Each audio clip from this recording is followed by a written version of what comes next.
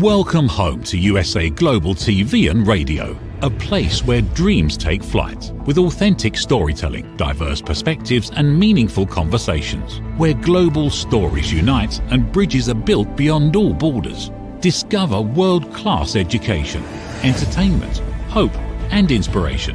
Together, we're building bridges worldwide. Subscribe to our channel, USA Global TV.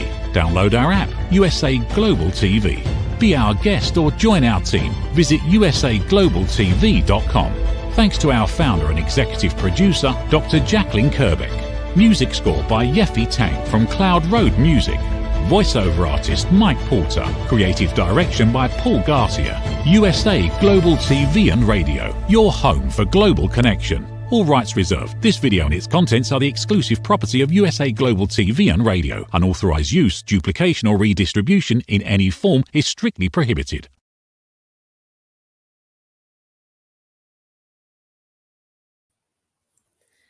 Hello and welcome to USA Global TV and Radio, where we provide world-class education, entertainment, hope and inspiration. Our show today is a woman's prerogative in partnership with E360 TV. Our topic is a really cool topic, one that I can't wait to get my teeth stuck into. Stop people pleasing, creating emotional resilience in tough conversations. I'm Caroline Heward, and I'm absolutely thrilled and honoured to be representing Dr. Jacqueline as your host for USA Global TV and Radio's flagship show, A Woman's Prerogative. I'm a TV presenter for USA Global TV and Radio, and I'm also the resident therapist.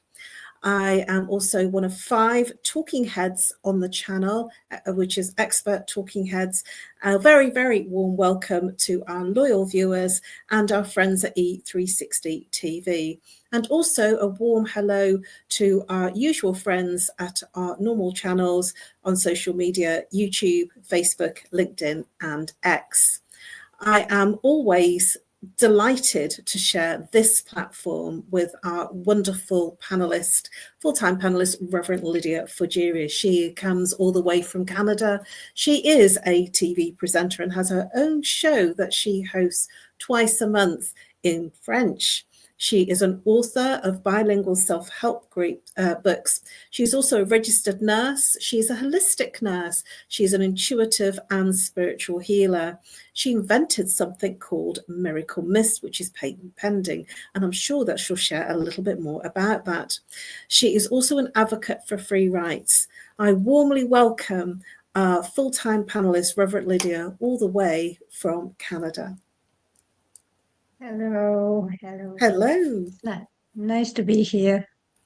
Always an absolute pleasure. We have a nice juicy topic today. Yes, we do. Very. Please, Reverend Lydia, share a little bit about what you do, and please do mention about your 2 myths that you do, because they're quite unique and I think our audience would be interested. Yes, well, I'm a reverend in metaphysics, so I do celebrate weddings. I also am an author, self-help books that are called 111 Reflections for Thy Earth Odyssey. I do programs from those books to help you. So I am a spiritual teacher. I help you in your personal transformation, introspection, mindfulness, and compassionate self-discovery. I invite my readers to engage in life through curiosity, clarity, and sense of sacred connection. I am the inventor of the Miracle Mist, which is a mist that elevates your vibrations. So if you want to carry a ritual, if you want to cleanse your house from spirits, if you think you have ghosts in your house, so I suggest that you actually have some Miracle Mist in your house, because it elevates the vibrations and chases the ghost, actually. I am also a program ambassador for USA Global TV and Radio. So if you want to have your show on USA Global TV and Radio, either in English, in French, or whatever language you want to have, you can communicate with me. You can communicate with me. You can communicate with me, and I will be very, very happy actually to direct you to Dr. Jacqueline Kerbeck. She is our devoted, you know, she is the one that started the station. She is the owner of the station. And she is the one actually that you will be in contact with through me. So I suggest you go and do that. So thank you very much. Thank you, Reverend Lydia. And please do follow up on some of the things that Reverend Lydia shares, and please do follow up with her miracle myths and what they do, because I've heard great things when we've had our private conversations. So for me, I'm known as the Harley Street stress expert, and I help people bust their stress. I do that through working with root cause therapy and chakra psychology, how the mind and body connects, and what happens to the person physically, emotionally, mentally, behaviorally when there's an imbalance. And the imbalance is the symptoms. So somebody might be saying, oh, I'm not stressed, but then in the next moment, they're complaining about not being able to sleep, or a physical ache and pain, or a relationship issue, or they're feeling very angry about something. So that is how the stress is manifesting in their lives.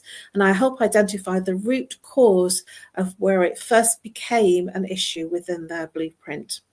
I also do lunch and learn talks online and in person, and I'm a speaker. I've been a speaker since 2016, both at live events on stage and also online.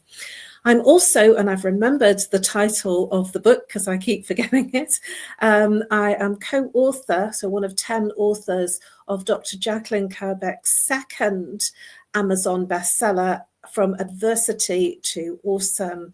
In that book, I share there's one chapter, and it shares where I moved from adversity in terms of bereavement and losing my father, and all sorts of things along the journey that moved me into a place of being awesome. I also wish to share that, I don't know whether you'll be able to see this very well, have I got it in the right place?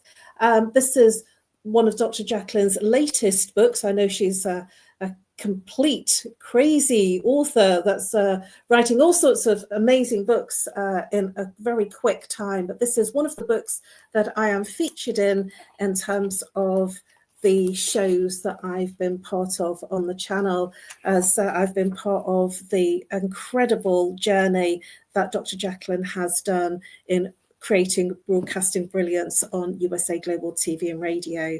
If you've not got the book, please do buy it from Amazon, and Dr. Jacqueline will share a link with you on how to purchase it. Let's move now into our topic. Stop people pleasing, creating emotional resilience in tough conversations. This is something that I have seen that many people are challenged with. Many people seem to be struggling with people pleasing. It may have gone through different iterations. And when I was younger, it wasn't called people pleasing. That as we've got older and in our current times, it now has a name and a label. And it's often praise that we seek. And we're thinking that the praise is kindness and empathy. And we find ourselves easy to get along with. But beneath the surface, it quietly erodes our emotional resilience. It silences our truth. We're going to explore tonight how to approach difficult conversations with self-awareness, emotional regulation, and the courage to not win or dominate, but actually to create a three-way win for ourselves, the other person, the relationship. And I'd even like to introduce a fourth way that you can create a win, and that is for what the relationship will bring in terms of a wider legacy and wider implications of having that three-way win. So for other people, whether it's local, international, national, wherever it is, but I feel that there's actually a fourth win. So it's about being honest and emotionally intelligent. It's about communication that builds resilience rather than resentment. So I'm going to start with some really exploring questions here that are going to touch the very heart of why the pattern is the pattern. So we're going to explore the pattern to begin with. At what point does being nice become emotionally dishonest, Reverend Lydia? It becomes dishonest actually when we want to say no and we do not do it. When we do not respect ourselves, we are tired, we do not want to do it, and we just seek approval just by saying yes.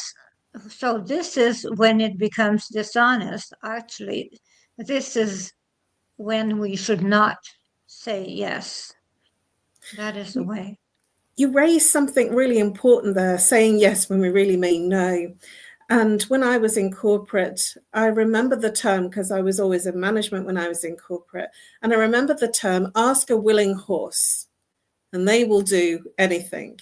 Don't ask the one that slacks off, ask the willing horse, the busy person, ask the one that's most committed, the one that will stay late, the one that will just pick up things that when you drop them and will respond very quickly. And it's that I feel that behavior is an approval-seeking behavior. What are your thoughts about that, Reverend Lydia? Well, that is for sure, because if we seek approval through our work, through the way we are. So we seek approval. We do not dare to say no. We want to be the nice, kind person that everyone appreciates. But at the same time, it is the opposite that happens. People take over, and we are full of resentment when we are tired, and we have deadlines and the entire thing. So that is it. People do not understand, and they keep on burdening us, and we are the yes woman, the yes man. And the problem is that we have so much to do, actually, that we neglect the important things. Reverend Lydia, you mentioned something that's very fundamental here, a feeling of resentment. I have been in that situation myself, whether I've said, and I've been the yes woman. I've said, yes, I'll do that. Yes, I will. And it's to please. And it's also, as well, I feel that it's about being asked, that I was important enough for them to ask me, so I'm not going to say no. And so the resentment in doing it, and then actually the praise that I'm getting for doing it. And this will be the same for many people that are people pleasers. I'm much better now than I ever used to be. But that resentment after doing it is because there's very little room for yourself because you've been everything to everyone else. What are your thoughts about that, Reverend Lydia? Well, my thoughts are like exactly, it is exactly that, like that. When I want to teach someone to stop saying yes all the time, what I do is that I take an imaginary pie and I show them how much space in the pie they have left for them. So I separate the pie in the time they give to themselves and so on and so forth. So they see how little time they give to themselves and how little space they give to themselves. That's a great analogy, the pie. I love that. The fact that, there's a pie and there's only so much. I wish somebody had presented that to me many years ago.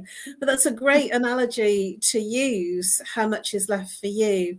I use something quite similar, is where is the appointment in the diary for you? There's appointments in the diary for everyone else, but where are you in that appointment list in your diary? So, first of all, when a long time ago, when we were, praised, because it was about having praise and being thanked and being felt that we were important. But that was the first inkling of being the people pleaser. But then it was learnt at that point that it was a good thing to be asked to please. What are your thoughts about that in terms of where it was previously, many decades ago, and where it is now? Well, the thing is that it depends where we are in the family. If we are the eldest, Usually we are the family pleaser. We are the one that actually has to do everything. We have to think about everything. We have to do the chores. We have to do everything. We have to think for our brothers and sisters. So it depends. The family pleaser, the yes woman, yes man is actually usually the eldest one because they have more responsibilities. So it follows them in life. So it depends where you are in the family, usually. That is the way it is. It is explained in psychiatry. Where you are born, your family explains how you are. Thank you, Reverend Lydia. Some wise shares there, and also insightful in terms of the fact that you bring up our social conditioning from childhood. I'm the eldest, one of four children, and very much it was that I was the sensible one, I was the eldest. But sometimes it can be the youngest one, depending on where the family is in the hierarchy and what different children have decided to do. And I also wonder whether it's a fear of rejection as well, in terms of saying yes, because if you say no, that it might create a conflict situation. Do you have any thoughts about that, Reverend Lydia? Well, saying no, actually, sometimes you say yes because you want to avoid conflict at any cost. If you're in a dysfunctional family, and I'm not talking about your family at all, Caroline. So when someone is from a dysfunctional family, they will tend to say yes a lot more because they do not want any drama. So they will say yes and they will do it, and that is the end of the story because they want to avoid any kind of drama whatsoever. So people that are pleasers actually are people that want peace. Wise insights, Reverend Lydia, really wise insights, because as you were sharing that, I thought about the peacemaker, and we did do a show on A Woman's Prerogative about the peacemaker. And this is very much in alignment with what the peacemaker does, that they become the people pleaser because they want to avoid conflict, and they seem to have this helicopter view of everything that's going on and want to just make sure that everybody's okay. So some very wise and useful insights there. Thank you. I'm sure that our audience will be very delighted with that insight, because that will also move them to the other show that we did that was about the peacemaker of a family. So where is the line between empathy and emotional self-sacrifice? Do you have any thoughts on that? Just literally before we go to our commercial break. Well, the line is say no. Say no. That is the line. It's interesting, isn't it? It can be that quick, and yet we don't consider it. It really can be that quick to say no, and yet there's all sorts of other things going on that move us into saying yes instead of saying no. And I feel that that's a great point and a great segue to go over to our short commercial break. And when we come back, we're going to explore what's going on in the psychology and in the body of the person that is conflicted with saying no and wanting to be a people pleaser. Thank you very much for joining us, whether you're on the live or the replay. Let's go over to our short commercial break. Thank you very much, Reverend Lydia. See you back shortly. Listen, babe, now. Listen, babe, now. Listen, babe, now. Listen, babe, now. Listen, babe, now. Listen, babe, now.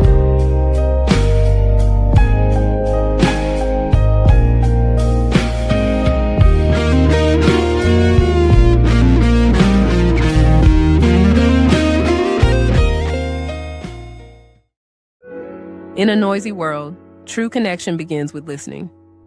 Elevated listening transforms every conversation in just 5 simple steps. Pause and breathe. Set your intention. Listen with curiosity. Reflect back. Agree on one next step. Join the Listening Mentor on Let's Finally Talk with Dr. Jacqueline Kerbeck, the Listening Mentor, where we help you find inner peace, one conversation at a time. Streaming every day. Let's Finally Talk TV show with Dr. Jacqueline Kerbeck, only here on USA, Global TV and Radio. Subscribe to our YouTube channels to watch and engage with all our content.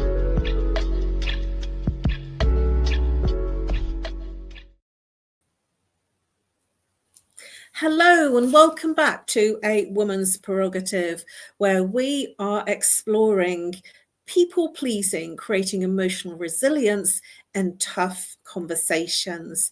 I am joined with our full-time panelist, Reverend Lydia, all the way from Canada. Please do welcome Reverend Lydia. If you're here on the live or the replay and you've missed the first part, please do go back to the first part, because we've had some interesting conversation about what a people pleaser and why the psychology of a people pleaser and what they're really going through while they are pleasing. So let's warmly welcome back our full-time panelist, Reverend Lydia Fougeres. Hello. And welcome back. Hello.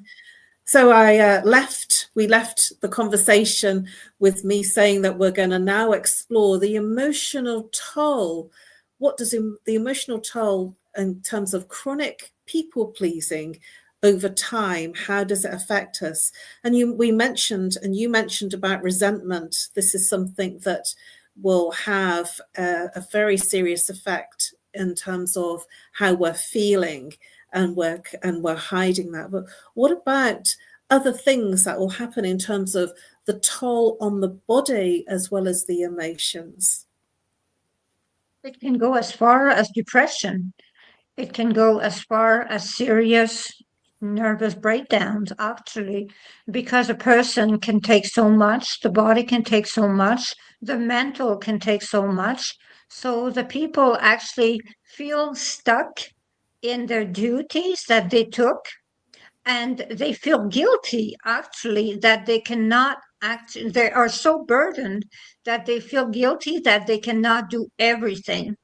So with that guilt, actually what happens is they go in depression, and it takes them weeks to get over it. And the problem is that people do not understand. They say, what's going on with that person? So we only ask this little thing, but we are talking about 70 people ask this little thing.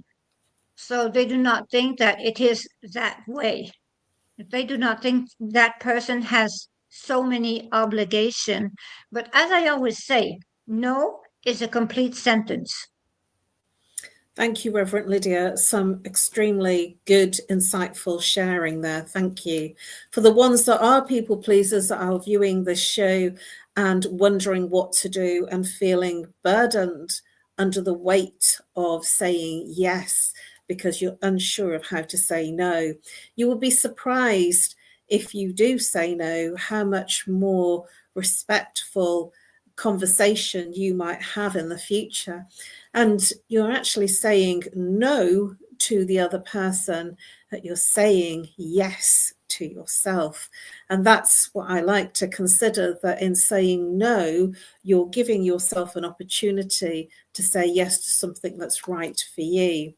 And I also feel that there will be a loss of self-trust in this people-pleasing behavior, and it will have a quiet disconnection in relationships, because as you mentioned, Reverend Lydia, that the toll it takes on you, that other people won't notice how it's affecting you until it's too late. So I'd like to think about a reframe, really, so that people aren't feeling so down in the doldrums, especially at our time, our festive season right now, and that as behavior isn't free, it has a hidden emotional cost. And so the saying no is a complete sentence. I love that, Reverend Lydia. I really do love that. Is that behavior has a cost, and so it's okay to say no and be considering of yourself. Now I'm going to turn my attention to looking at the emotional resilience of the body and how it can affect the body in terms of the nervous system. You mentioned about anxiety, about depression, the anxiety that it can build in terms of a person feeling that they can't complete everything, which will bring in the fight flight.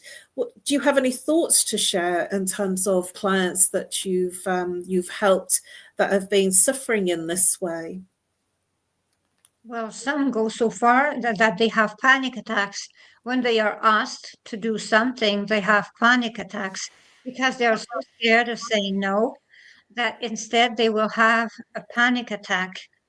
And they need medical help. Actually, at that point, they need mental help because they have taken so much. The toll is so high on their body, on their mental, that actually they need help at that time. It is very, very difficult for a person that actually has been raised to always say yes. When they start saying no, people do not understand around them and say, "Oh, what is it? You have changed so much." So the fact is that they are starting to respect themselves, and people do not always like that. So it makes them go as far as panic attacks to respect themselves. You raise a good point, Reverend Lydia, self-respect. Because if there's no self-respect, then how can others respect you? If you have no consideration for yourself, then whatever you're feeling about yourself or experiencing, you're giving away your power, because if you're not respecting yourself, then how on earth would you expect someone else to be respectful of you and your boundaries? And this is, very nicely bringing us into what is the internal story that we need to rewrite. Reverend Lydia, you've brought up about the fact that this comes from the family, from tradition, from the culture of our raising, of our being brought up. And actually it's more inbuilt because of that cultural upbringing. And so it is important to have ways and strategies and ways that you can almost pause, step back and consider saying no. But what else would you suggest that you could do in terms of just jumping in and saying, yes, I'll do that. Because remember, when you're saying yes, you're saying no to yourself. So do you have any other thoughts? One of the thoughts that I've had is to pause and take a breath before you jump in and quickly say yes, to take a breath and pause. Well, I have some way that I would say we can say to the person, "I really appreciate the request. You thought about me. It's so kind of you, but my plate is quite full right now. So I have to deny." And we are polite, and they become understanding. And that is saying no, but in a very polite way. So they understand we are too busy. That is all. That's a great set of words. Say that again, Reverend Lydia. I have enough on my plate with it. What did you exactly say?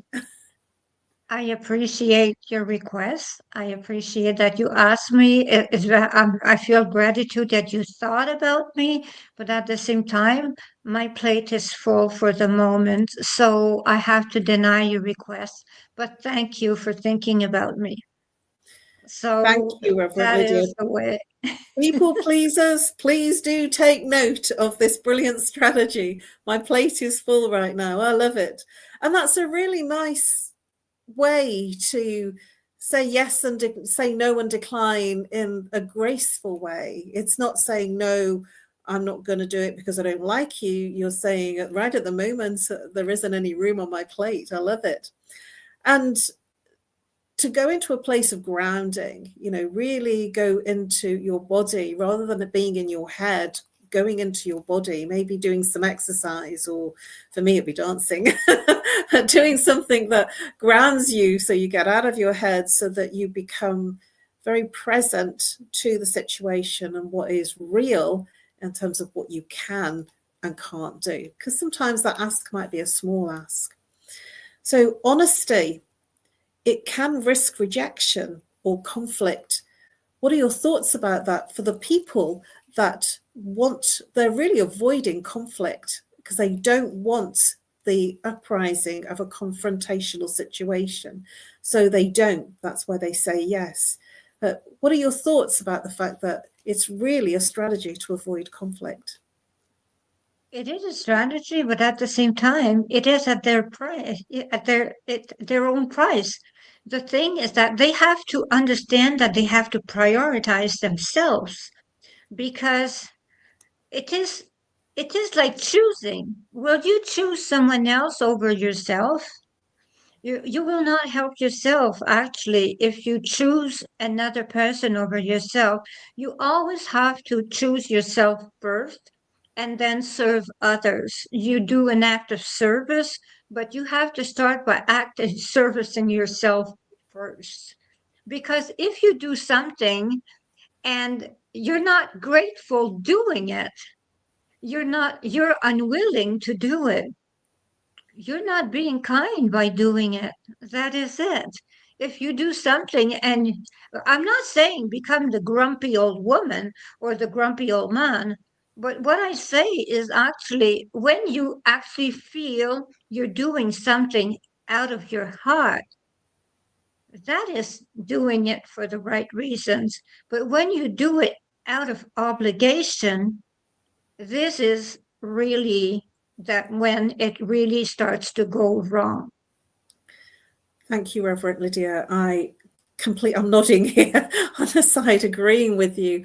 Obligation versus from the heart. When you're coming from the heart, it comes from a place of compassion, gratitude, joy, and that emotion is elevated. And so you will feel good coming from a place of gratitude, genuine gratitude.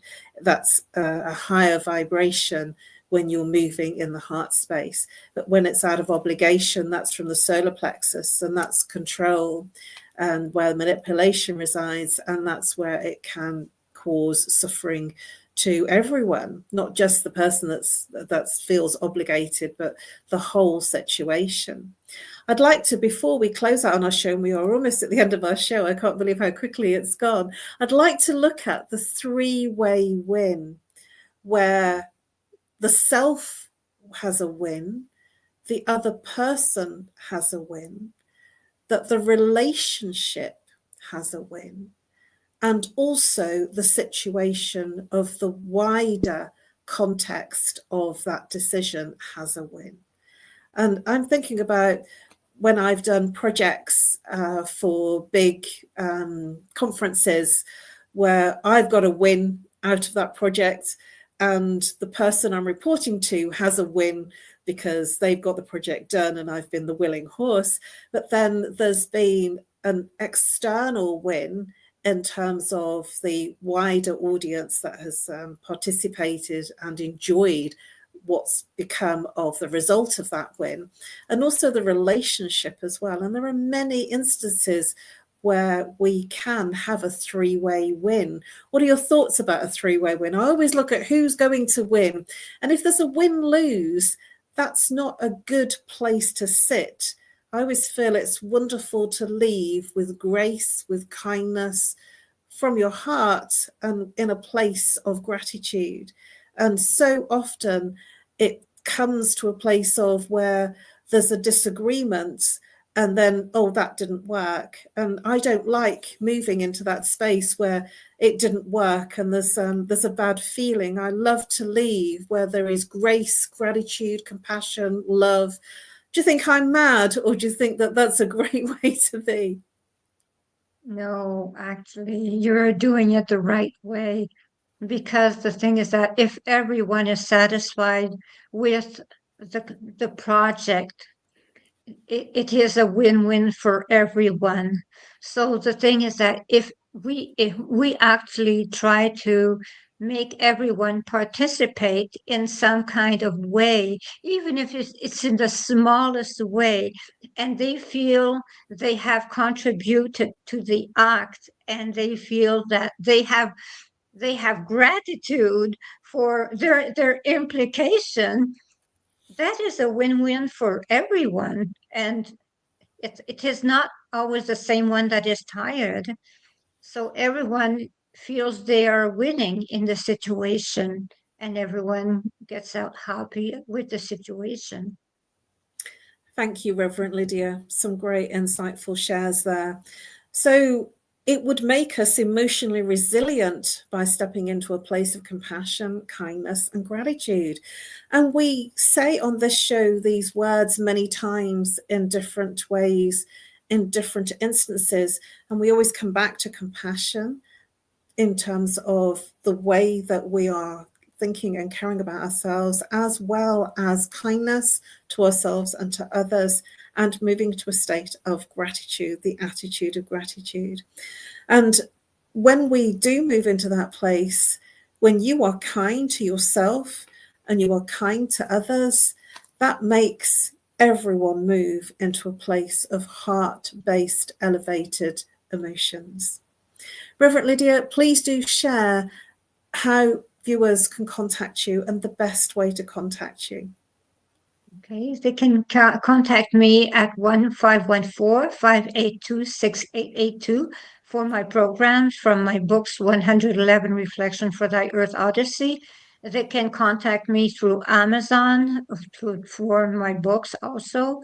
They can contact me through Facebook, and they can contact me also through my LinkedIn account, and greatdivinemother@gmail.com. So they can contact me in all those ways, and they can go at etsy.com to buy the Miracle Mist and also the Perfect Mate Incense. So thank you very much for having me. Thank you very much, Reverend Lydia.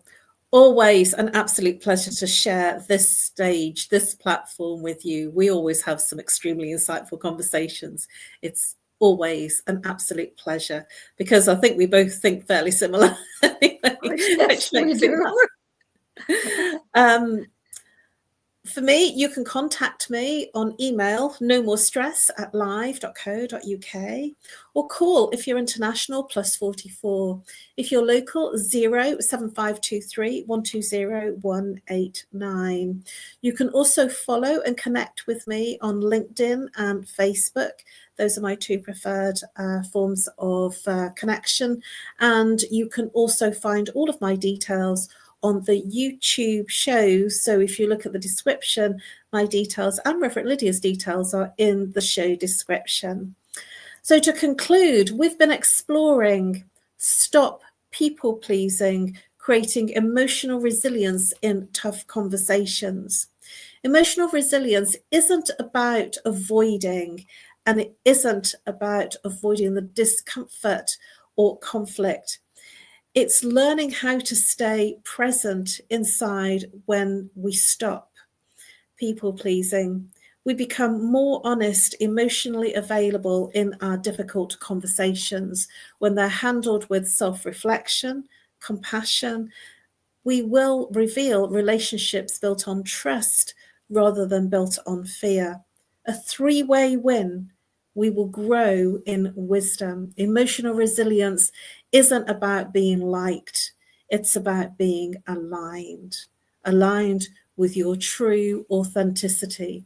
You can be kind, honest, and emotionally resilient without sacrificing yourself. Thank you very much for joining us. It's been our absolute pleasure. Reverend Lydia and myself really do warmly thank you for listening in at this show, whether you're on the live or the replay. Stop people pleasing, creating emotional resilience in tough conversations. Thank you very much for joining us. And we look forward to seeing you next week at the same time, which is 2 p.m. Eastern Time and 7 p.m. Greenwich Mean Time. And now over to our sponsors. Before we do that, I want to give a very big thank you for Reverend Lydia for being absolutely her wonderful, amazing, insightful self, and to Dr. Jacqueline for the wonderful whizzy effects behind the scenes. And remember to pick up your book, Broadcasting Brilliance, which gives you the details, the structure, and what Dr. Jacqueline did to create this amazing channel. Thank you very much for joining us. Have a wonderful festive week. Thank you very much, Reverend Lydia, and we look forward to seeing you next week. Bye-bye for now, and over to our sponsors. USA Global TV and Radio proudly presents Tracy Cram-Perkins, a dementia caregiving survivor teaching how to balance care with peace of mind. #1 resource for dementia caregivers. It's the book Dementia Home Care: How to Prepare Before, During, and After. Over 17,000 copies sold of this must-have guide. And now a testimonial from Tracy Smith.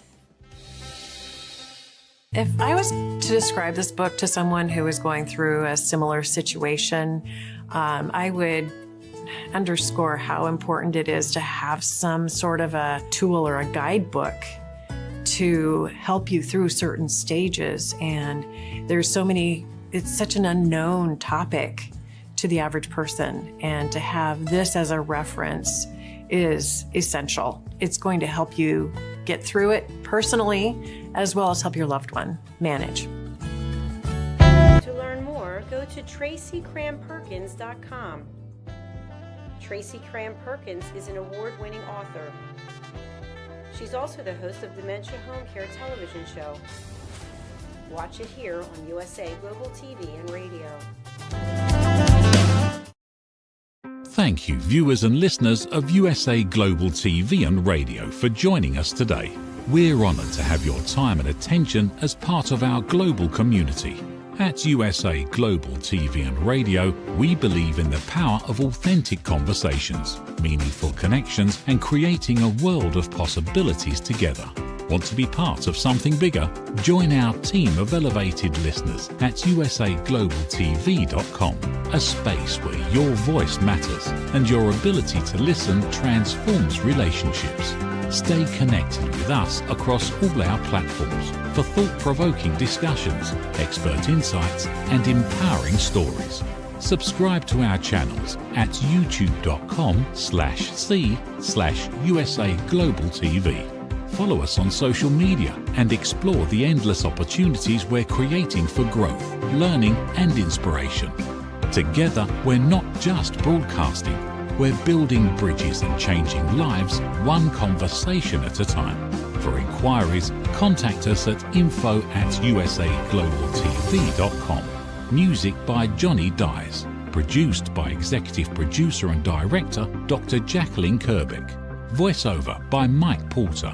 Creative Direction by Paul Garcia. All rights reserved. Copyright 2025. Visit usaglobaltv.com to view our full terms and conditions.